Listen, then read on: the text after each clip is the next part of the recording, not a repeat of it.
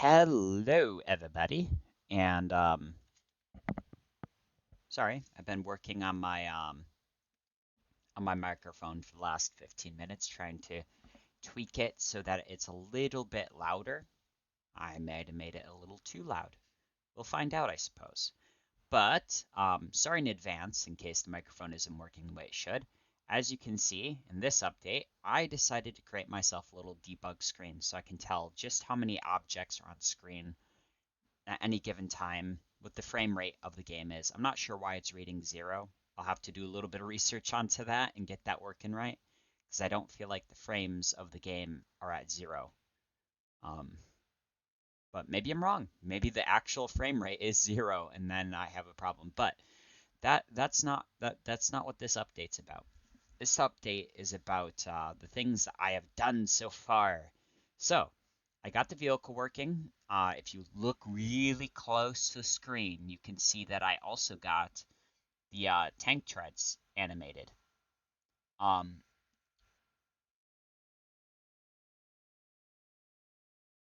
and I got them animated in the correct directions too, it seems, for whether it's reversing or going forward. I also added an animation to the barrel for when you're firing the gun. And I made it so that it's on button press, so that if not button down. So basically, it's not rapid firing them. You have to actually click and then click again to get it to fire again. And it will it'll do the entire animation, so you can queue up a few of them, and it doesn't cause a problem at all with you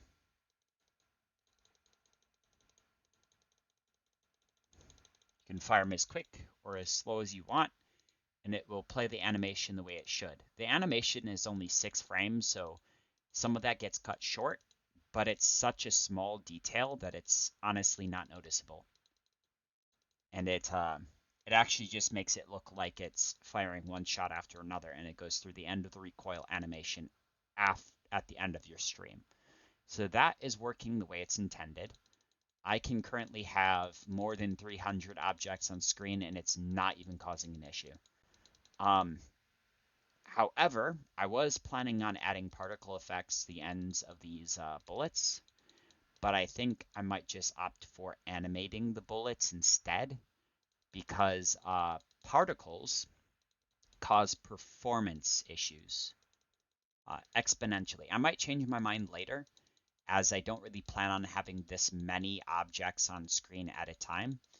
But that decision will entirely depend on my map layout and whether or not I want to use those particles for other things like explosions or fire effects and stuff like that. And the more particle emitters that I have on in the game world in one room at a time will affect the performance. So I think I will just leave the bullets alone and animate them instead for now.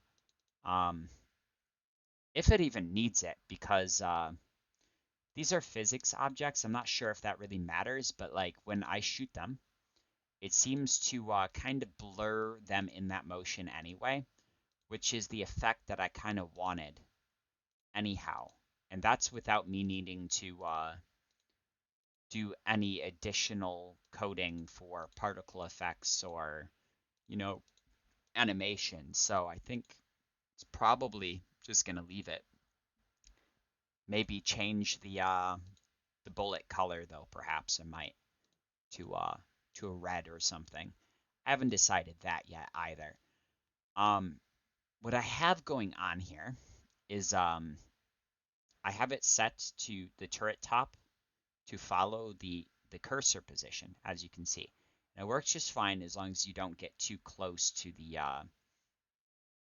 the turret base. But once you get about here, it starts to get wonky.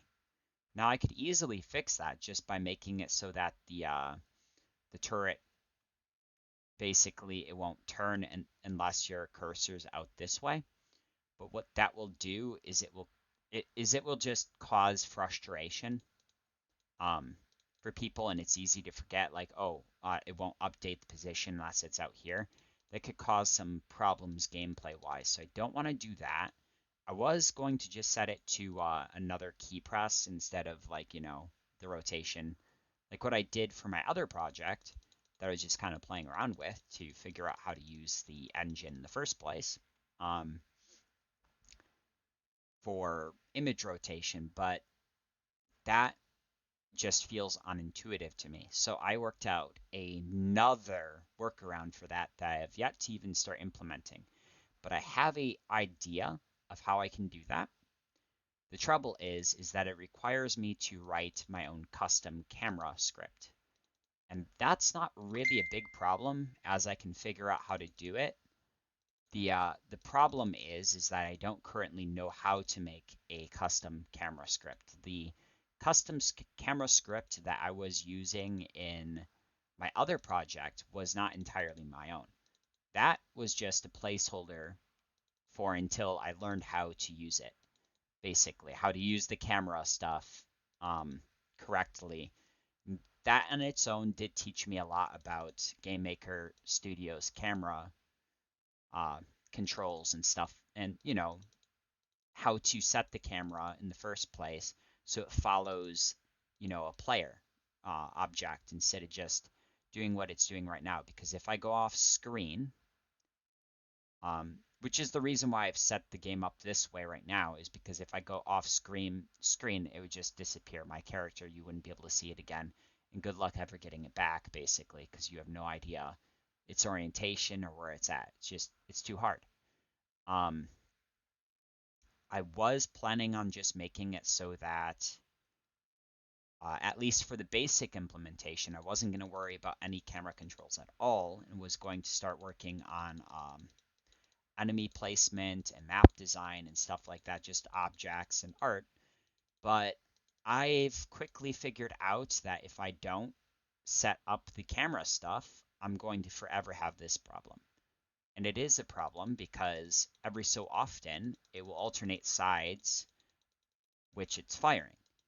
Which, I mean, if this was the intended behavior, I wouldn't mind it so much, but it's not. Also, too, I can get this sort of behavior by hard coding two separate objects, and then they'll actually function all the time the way that they're supposed to and have their own unique collision. This is a far cry from what any game developer wants to see in their projects.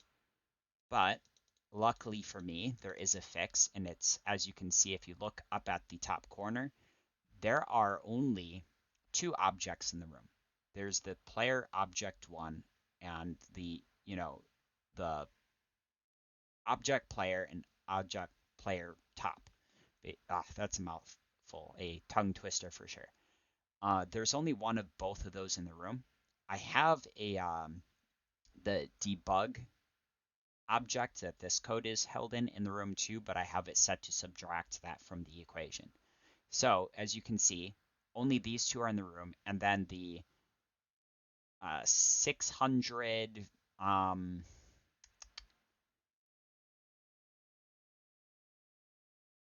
31 objects, other objects are all, bullets.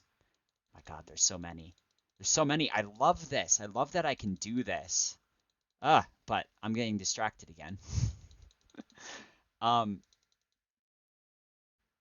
So that is in the room, but the only two objects other than that in the room, and the bullets obviously, are these two.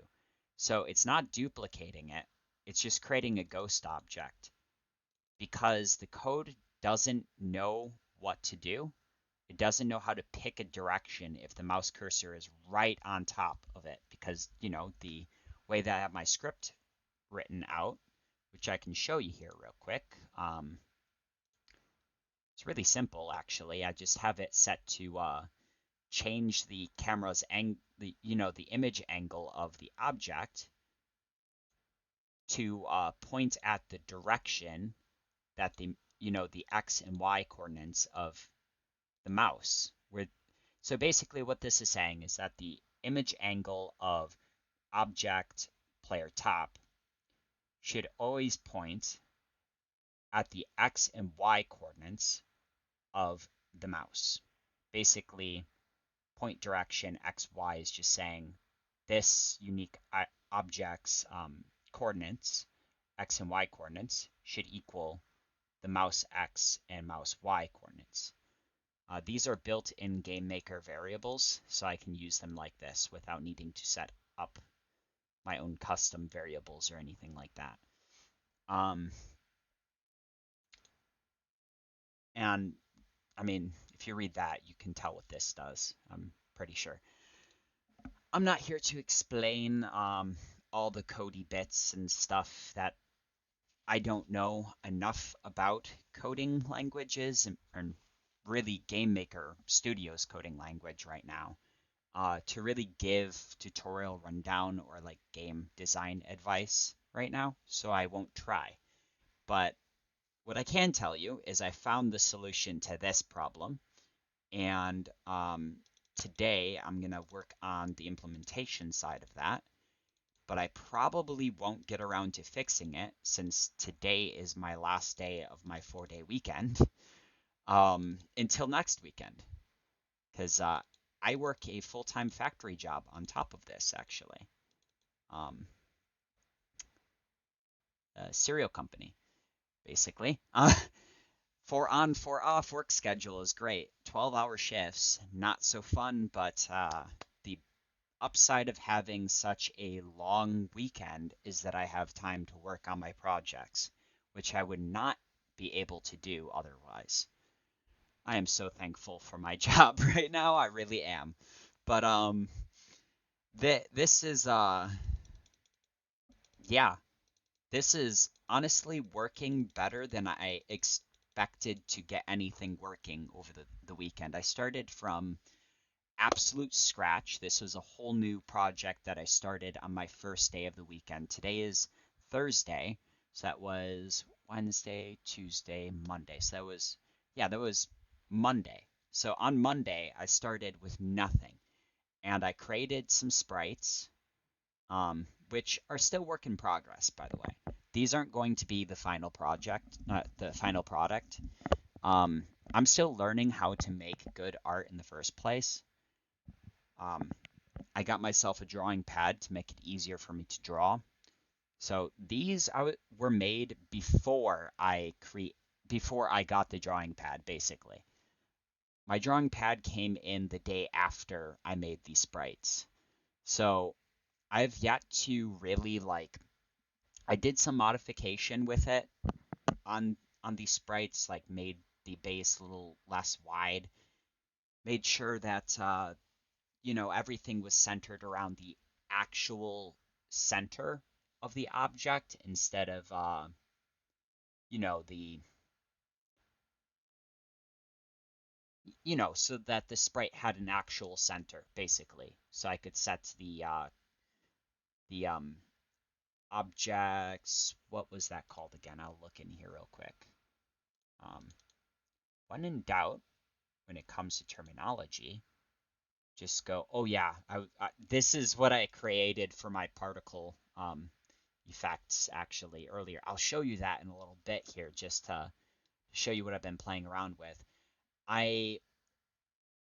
The particle system that I created looks kind of interesting, but I can't really use it, or at least I haven't figured out how to use it other than just placing them in set positions in the world map, which is pretty simple to do, but again, not really what I want to do. I want to be able to set particles inside of objects to be spawned on where the object is, basically, and be able to update the emitter's position to follow the object.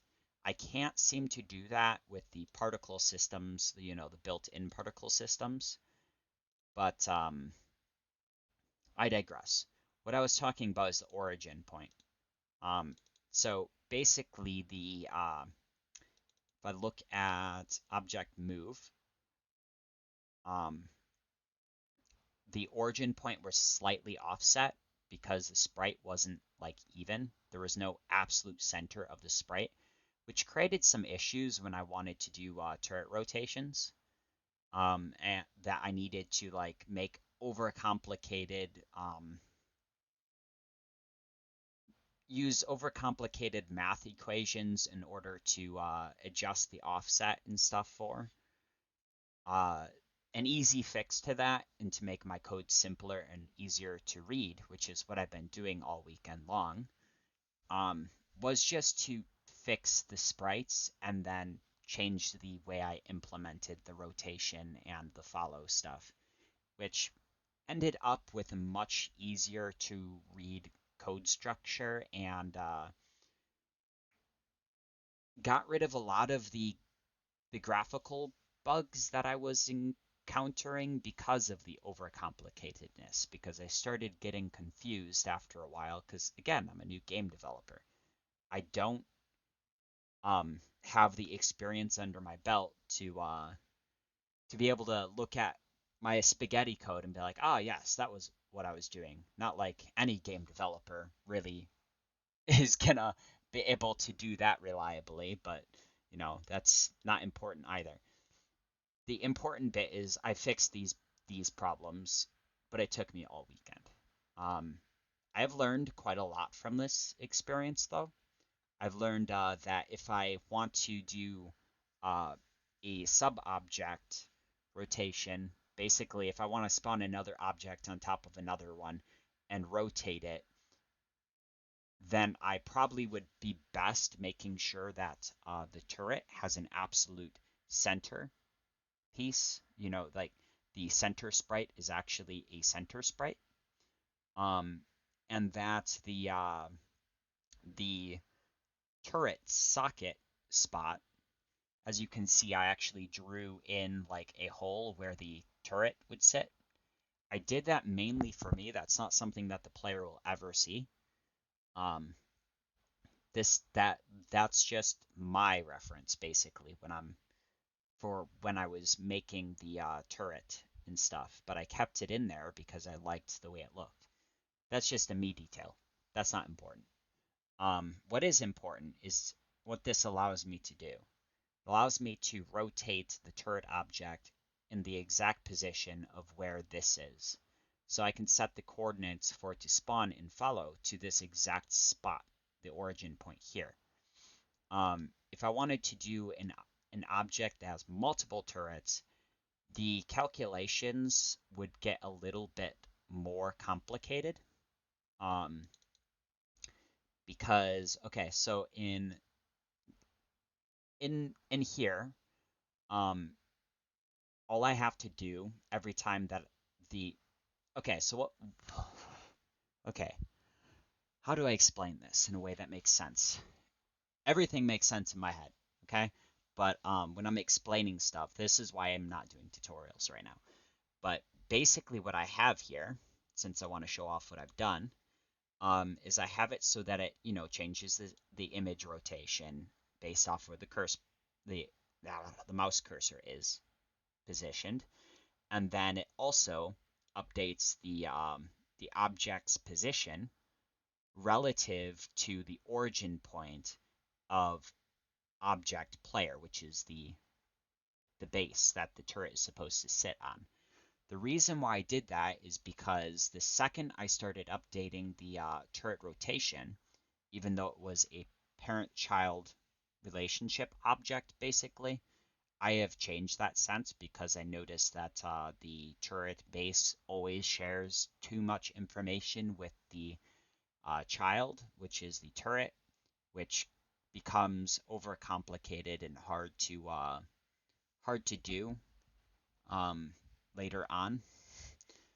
Um, I've learned a lot from that too. Like, for example, if I want to have the turret top follow the position in a parent-child relationship sort of deal, um, the exact position of where the um, turret base is, then all I have to do is put the movement code in the turret base and it will follow it. If I wanted to change the angle direction of where the turret is facing in relation to where the mouse cursor was, without messing anything up in the for the um, for the turret top in terms of its, movement, I could have actually just put this code in the turret base and it should have worked just fine. I would have just had to do a little bit more trickery, basically, like this only works in this object. So I would have had to do something like variable, let's say variable top equals then image. Oh, actually I could just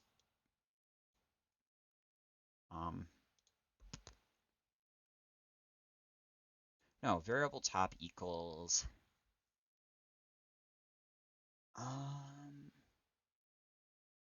well, actually I could simplify this even more. All I would have to do, I think, is again, don't take my advice as law because I'm still very new to this, but object player top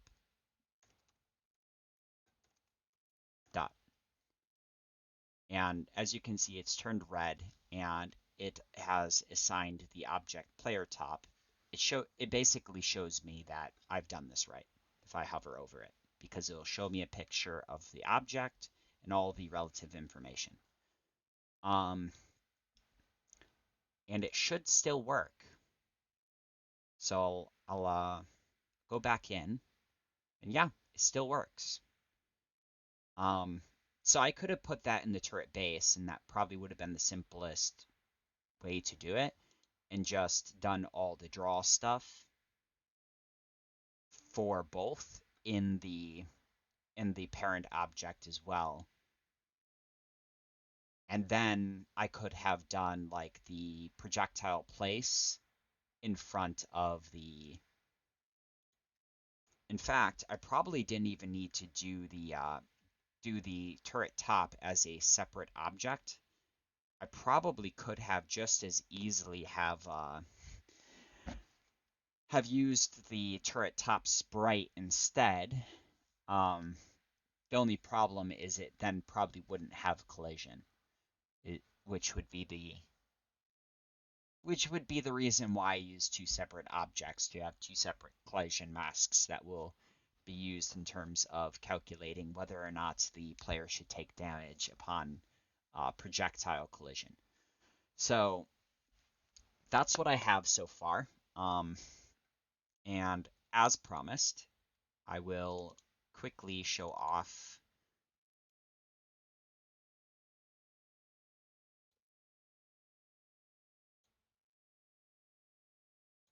Oh yeah, another little detail. It doesn't start with the turret top inside this room, because what I'm setting this up to create spawner objects later that I can place in my environment basically, and it will build the object. I am going to also separate the tank treads into a separate object as well and place it on a layer below the not an instance layer, but on a layer below the tank basically, so that I can change the color of my sprites without changing the everything. So like I want to be able to change like the color to red and blue, for example, for the turret top and the turret base, but keep the tracks the same color basically. That'll make it really easy to do. But now I'm going to show off the particles that I created as sort of a test. But here you are. Here you have it.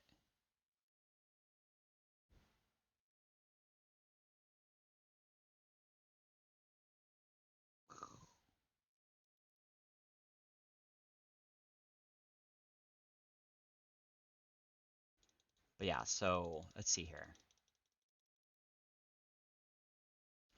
Pretty sure that once I reach like the 100 mark, or it might be because I tried to tie this particle to the bullet object earlier that was causing so much performance issues.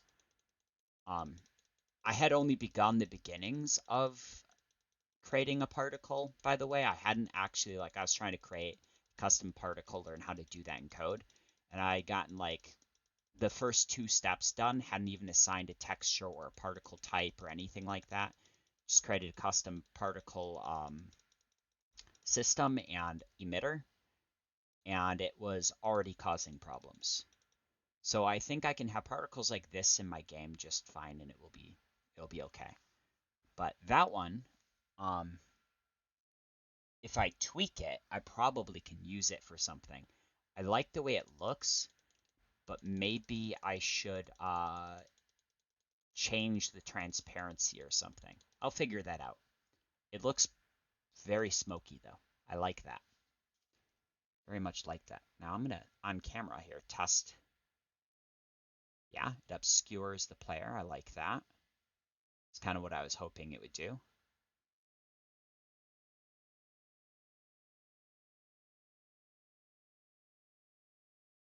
It's like I could use it as sort of like a smoke screen, because it obscures bullets enough that it sort of hides them on screen and makes it harder to dodge them. That would be interesting. Doesn't make it impossible to see them or dodge them. It just makes it slightly harder, which could be a type of munition. So it could create like an area of effect particles, but instead of making them in a constant stream, I could like blotch them basically, which I already know how to do. That's easy. Okay.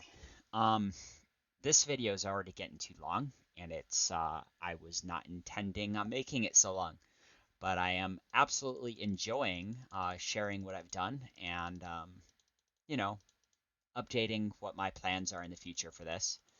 I have a official roadmap on my Discord channel. Um, if anybody wants to check it out, I guess I'll put it in my comments selection below. I always struggle with that. Comments. It's a description. Description, Jason. In my description below the video. If anybody's interested, feel free to check it out. Otherwise, you have a wonderful day, and yeah. When I make something, when I add something new to this project that is camera worthy, I will put it here. Everybody have a wonderful day. All right, bye. Ah.